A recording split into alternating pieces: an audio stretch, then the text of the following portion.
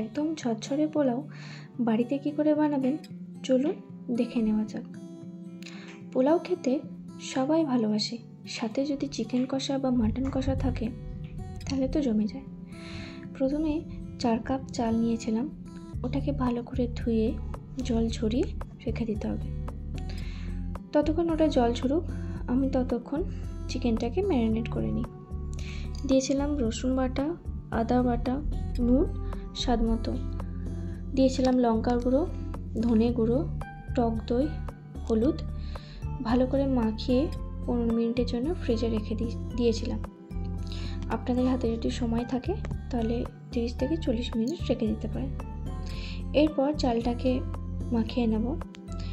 দেখুন জল ঝরে গেছে, একটু ভিজে থাকলে কোনো প্রবলেম নেই। দিয়েছিলাম আদা বাটা, 1 চামচ হলুদ, গোলমরিচের গুঁড়ো, 1 চামচ ঘি দিয়ে ভালো করে মাখিয়ে নিতে হবে। আমি এখানে কোনো গুঁড়ো গরম মশলা ব্যবহার করিনি, আপনারা চাইলে দিতে পারেন। দিয়ে ভালো করে মাখিয়ে 20 মিনিটের জন্য চাইলে রেখে দিতে পারেন। এরপর কড়াইয়ে 1 চামচের মতো ঘি দিয়ে গোটা গরম মশলা দিয়ে দিতে হবে। গোটা গরম মশলা থেকে গন্ধ বেরোলে তারপর যে চালটা আমরা রেখেছিলাম সেই চালটাকেও আমরা দিয়ে দেব। দিয়ে ভালো করে এটাকে ভেজে নিতে হবে। এটাকে ভালো করে ভেজে নেব যতক্ষণ না আদার কাঁচা গন্ধটা চলে যায়। দিয়ে যে কাপ মেপে আমি চাল নিয়েছিলাম সেই কাপ মেপেই আমাকে জলটা নিতে হবে। মানে আমি 4 কাপ চাল নিয়েছিলাম, তো আমি এখানে 8 কাপ জল নেব। তো দেখো চালটা ভাজা হয়ে গেছে। এরপর আমি ওপর থেকে কাজু বাদামটা দিয়ে দেবো, কারণ ঘি গরম মশলার সাথে কাজু বাদামটা দিয়ে ভেজে নিতে ভুলে গেছি, তাই এটা ওপর থেকে দিয়ে দিয়েছিলাম। তো এরপরে যে জলটা রেখেছিলাম মেপে সেই জলটাকে দিয়ে দেবো এখানে।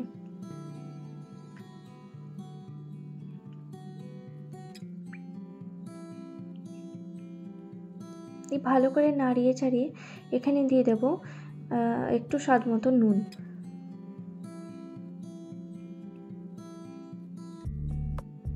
নুন দেওয়ার পর এটাকে ভালো করে ঢেকে আমরা রান্না করব।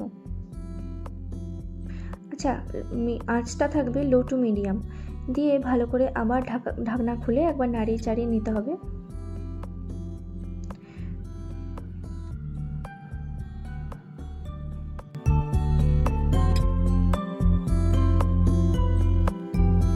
এই সময় আমাকে চিনিটা দিয়ে দিতে হবে। তো আপনারা যেরকম মিষ্টি খাবেন সেরকম মিষ্টি দেবেন। আমি এখানে 3 থেকে 4 চামচের মতো চিনি দিয়েছিলাম, কারণ পোলাও একটু মিষ্টি মিষ্টি ভালো লাগে। তো এটাকে আবার ভালো করে নাড়িয়ে চাড়িয়ে ঢাকা দিয়ে রেখে দিয়েছিলাম।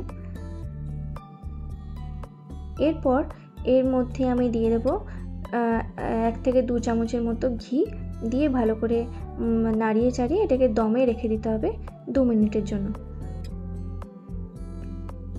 ঠান্ডা হয়ে গেলে এটা ঝরঝরে হয়ে যাবে। তো চলুন এবার চিকেনটাকে রেডি করা যাক। তো আমি দিয়েছিলাম সর্ষের তেল, দিয়েছিলাম চিনি কালারের জন্য, দিয়েছিলাম গোটা গরম মশলা, আর দিয়েছিলাম পেঁয়াজ। পেঁয়াজটাকে ভালো করে ভাজা ভাজা হয়ে গেলে দিয়ে দেবো টমেটো পেস্টটা। টমেটো পেস্টটা দিয়েও ভালো করে কষিয়ে নিতে হবে।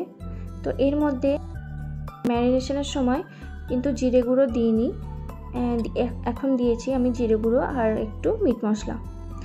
এরপরে একটু ভাজা ভাজা হয়ে গেলে যে ম্যারিনেট করা চিকেনটা ছিল সেটাকেও আমি এখানে দিয়ে এবার ভালো করে কষিয়ে নেব।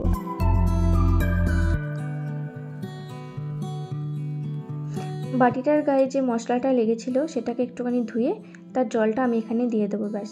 এরপরে আমি আর কোনো রকম কোনো জল অ্যাড করব না। এরপরে ঢেকে ঢেকে এটাকে রান্না করতে হবে।